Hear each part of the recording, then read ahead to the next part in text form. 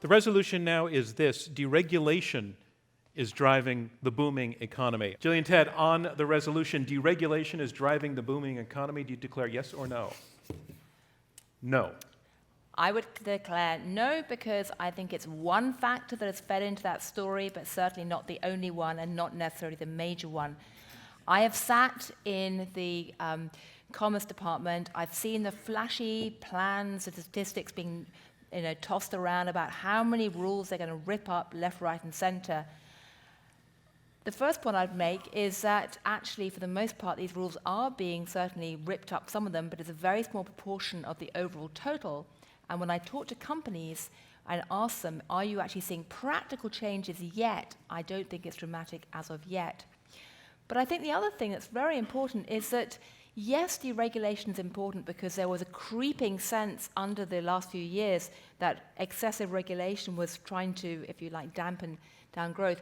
But if you talk to companies about which regulations they really care about, the picture is so mixed right now that I certainly don't see that as a major factor driving investment plans, or at least not compared to the other elements which are contributing to the optimism.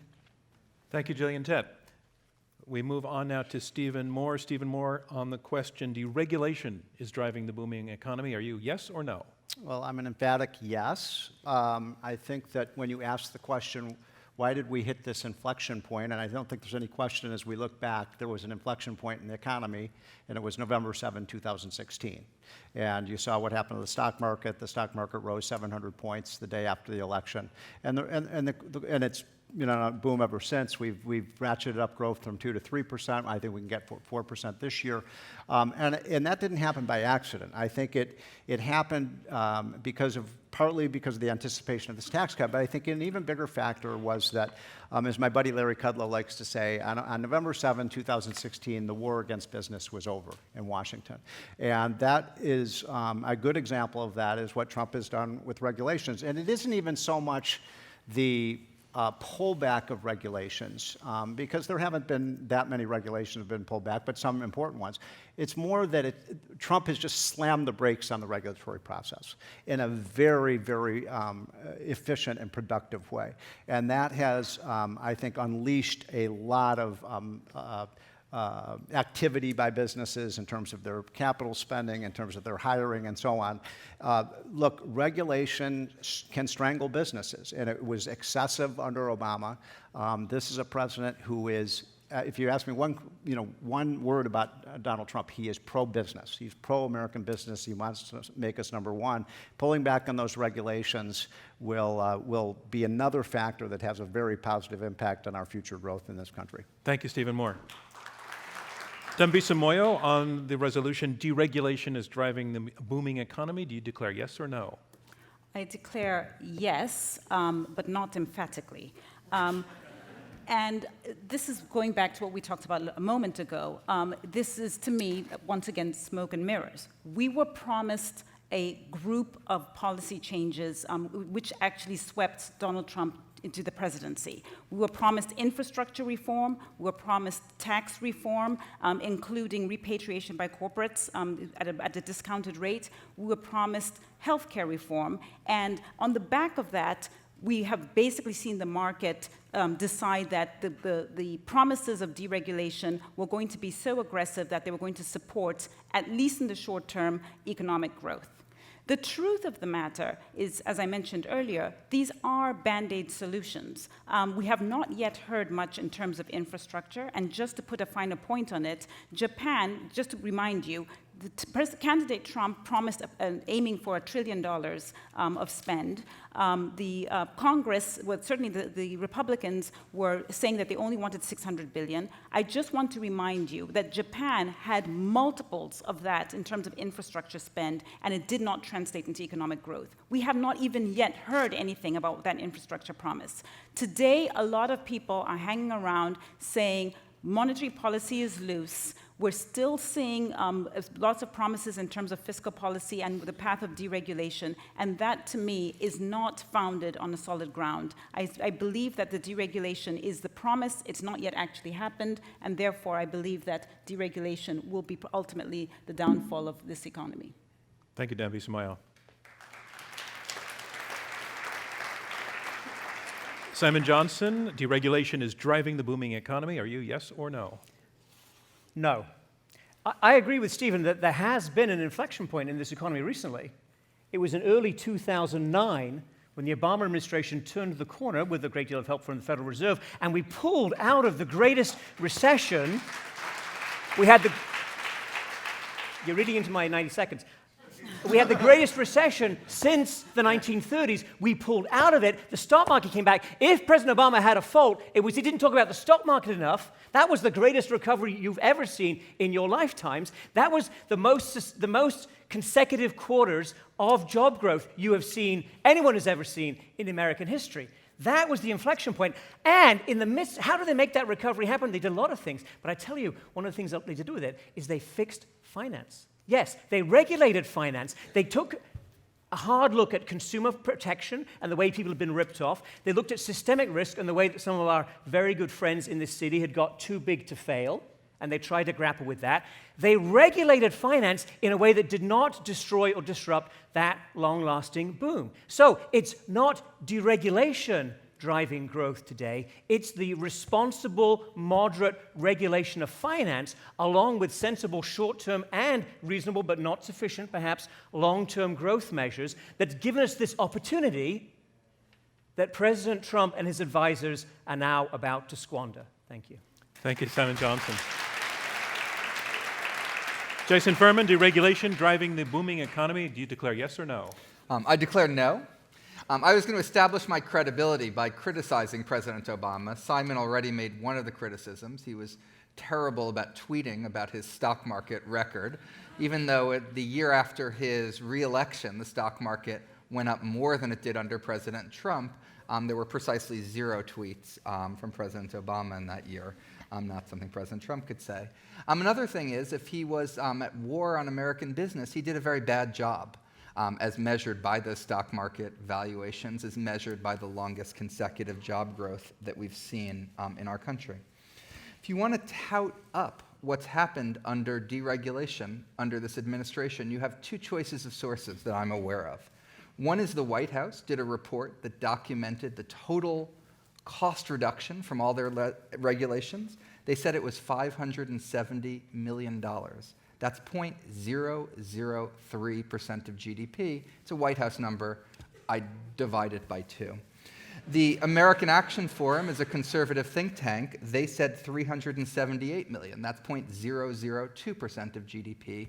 I'd also divide that number. The last thing I'd say is the key to a successful economy is not to be pro-business, it's to be pro-market. And being pro-market often means regulating businesses, having antitrust, having competition, having rules so that people can play fair, compete in a way that's good for the economy, not just for their shareholders. Thank you. Thank you, Jason Furman. One thing that's a little bit unclear to me as we have 3 no's and 2 yeses on the motion, deregulation is driving the booming economy. Are you all saying that you don't think there's actually been any significant deregulation undertaken yet, any meaningful way? I'll go first to you, Stephen Moore. You said, you made the point, not much yet, but to some degree... I'll just mention one, that I think is going to have a very positive impact on the economy, and that is something that the Federal Communications Commission did about 2 months ago, which is the rollback of what's called the net neutrality rules. Now that, by some estimates, and it gets to Simon's point about, more capital investment. There's good indications that we could see $4, $5, $6 billion of new infrastructure spending by Verizon, AT&T, and other companies as a result of that one deregulation. So if you want to see the real-world effects of a deregulation, that's one. I'll just mention one other one is the coal. Everybody said the coal industry is dead in America. Donald Trump is lying to the American people when he says he can bring that up, bring that back to life through easing some of the EPA regulations under Obama. The coal industry is back big time. We've seen something like 50,000 increase in coal jobs. We've seen a 12% increase in coal production in the United States the last year. That doesn't sound like a dying industry, and that industry is back in part because of deregulation. Simon Johnson. Yeah, the change in net You neutrality, stick by your guns up there.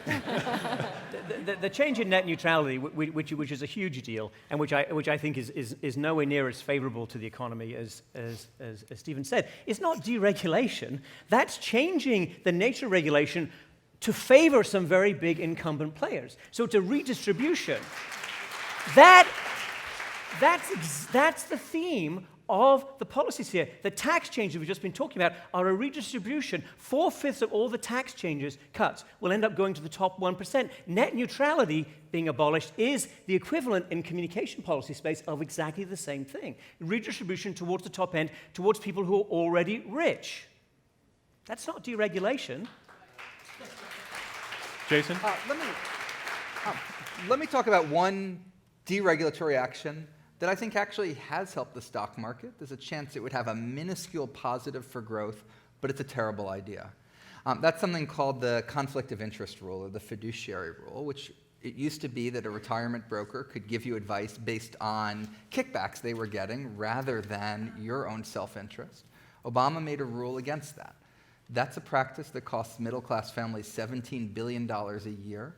Our rule is going to would have ended up costing the brokerages probably about $1.5 billion a year. So for middle-class families, this rule was a really good idea. But by delaying and potentially gutting that rule, the Trump administration will take money from the middle class, give money to corporations. You might see the stock market go up. You might see some tiny help to growth, but people are going to be much worse off as a result of that. And that's why no regulation is based on just looking at the cost side. You balance the costs and the benefits, and things like this are enormously on the beneficial side. Dambisa? So I think it would be crazy if anyone here said that the idea of no regulation at all is a great equilibrium. And I think no one here is saying that. We're talking basically the balancing act. As someone who spent a great deal of my life in the financial industry, I would like to defend it a little bit. Please don't boo and heckle yet. And the point is, I think governments have gotten away with a narrative that is not completely accurate.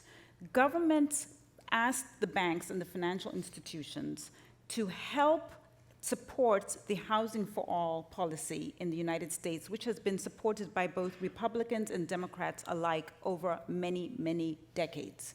This is the idea that Americans should be entitled to have access to basically own their home. Sounds like a great goal. The fundamental problem was that at a time when the economy was growing, we knew real wages were on the decline. We knew that the debt, which today in every single class, government debt, corporate debt, household debt, credit card debt, auto loan debt, student loan debt, is over $1 trillion. We knew this was going to be a problem, and yet the government encouraged the banks by making promises, and I'm not saying the banks were not culpable through derivative markets, et cetera, but they did ask the financial institutions to make loans and to provide lending support to come to people. Simon is shaking his head emphatically.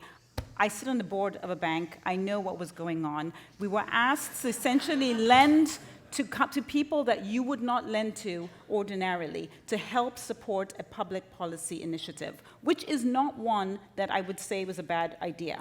But the bottom line is we have to take responsibility for the choices that governments make. And so I think this whole issue of deregulation, yes, should there be regulation? Absolutely. Companies are not in the business of going out of business. That is not a good initiative. And yet we have banks that have gone out of business because they did make loans to people and into sectors that were subprime. It was never the initiative or the goal of those institutions to do something that would actually ultimately cause them their life. I want to let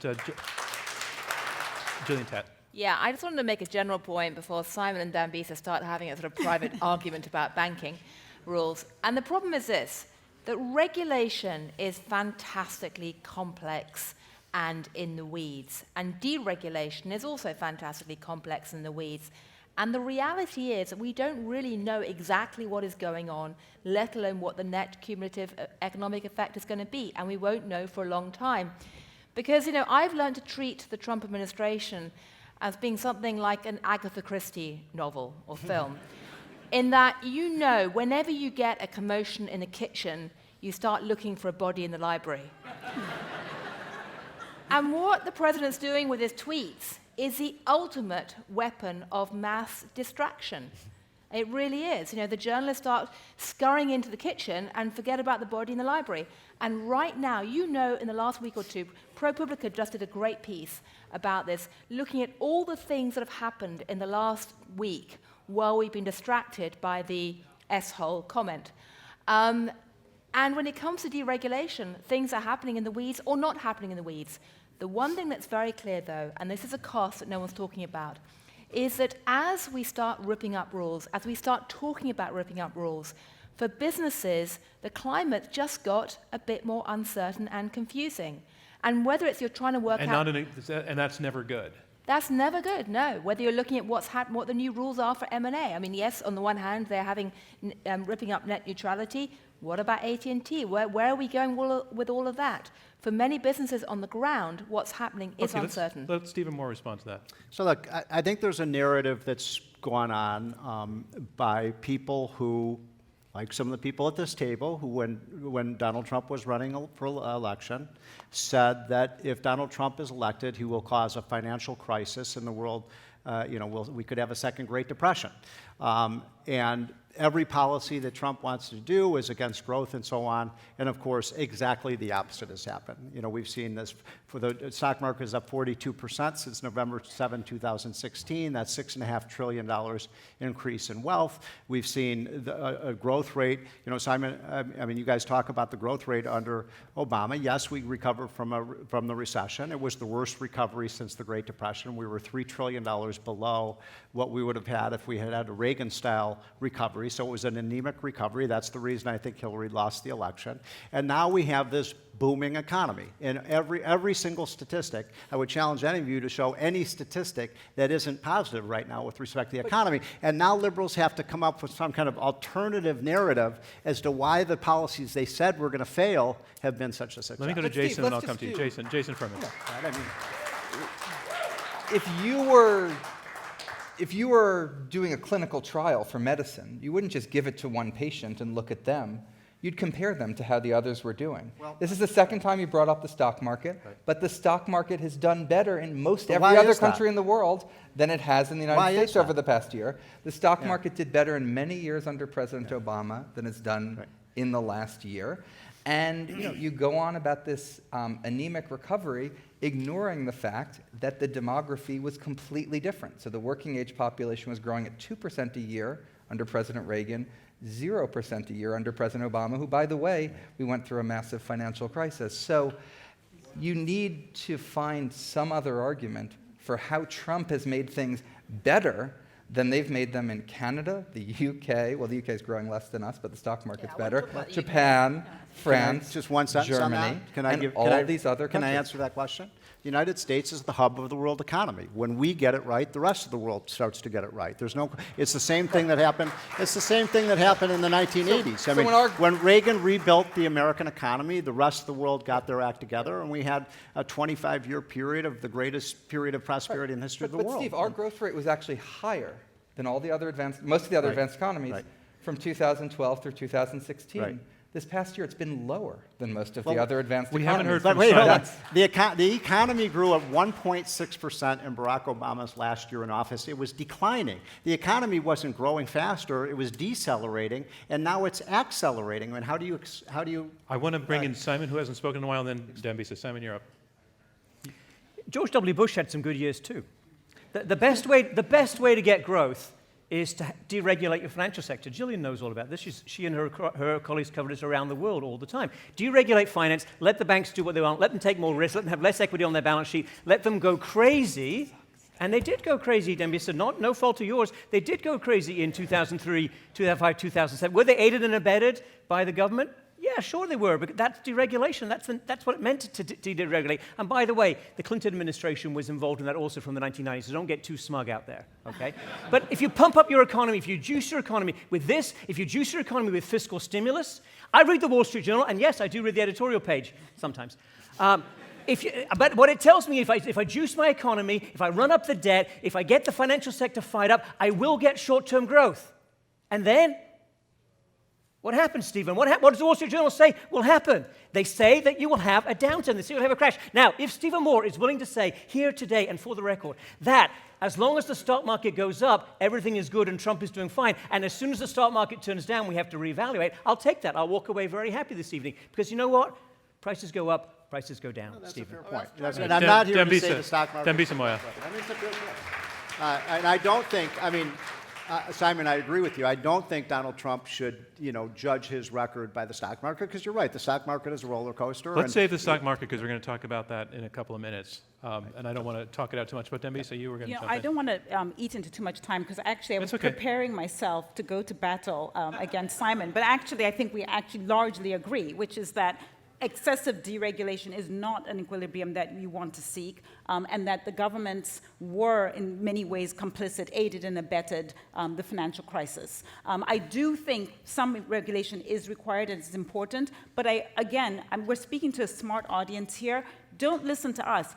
Go and lift the lid and see what is actually going on in the bank's balance sheets. Go and look and see what the governments are doing to really understand the situation. A lot of what is on bank balance sheets, even to this day, are massive loans that were made to government in municipalities and to local authorities in education, particularly in Europe. By the way, how else did they finance their big welfare and social programs? It was because the banks were, through license to trade and regulation, were forced to make loans that actually they knew were not going to long-term be sustainable. So we are talking a lot about financial regulation and deregulation, but there was environmental also came up very briefly in the mention of coal, and I just want to throw that into the conversation as well because I think people have a very tangible sense of what that is. Jason Furman, is President Trump's program, to the degree that there is one, of deregulation of environmental rules driving the economic boom?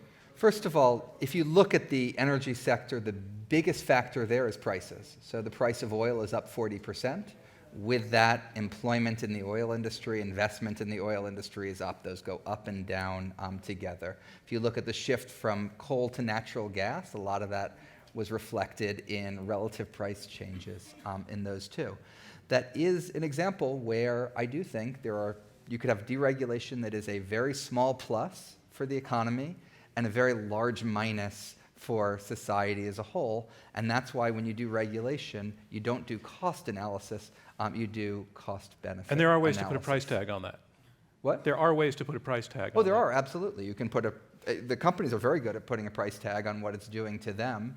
And you can do things like a ton of carbon. We have a National Academy of Sciences blessed methodology for figuring out each ton does about $40 of damage in present value. And then you weigh what's the cost of dealing with carbon versus what's the cost of this. And by the way, the cost of dealing with carbon is a lot lower if you do it today with notice than if you wait 10 or 20 years and do it without notice. It's a lot cheaper to not build a new coal-fired power plant than to build one and then 10 years later be told you can't use it anymore. Gillian Tett, if you want it, you have the final word. Oh, well. Well, this will be a segue into the trade debate, because the point I'd make is that if you're looking at the cost of environmental regulation or deregulation, it's worth putting that into an international environment, because one of the great ironies right now is even as the US deregulates or goes backwards in some ways on the environmental side, countries like China are moving forward and essentially eating America's lunch at things like solar panel technology. So it has to be seen within a much wider context than just the US economy. And if Donald Trump really does want to make America great again, maybe he should be looking at the competitive aspect of making America green again too. And that is a wrap on this resolution. Deregulation is driving the booming economy.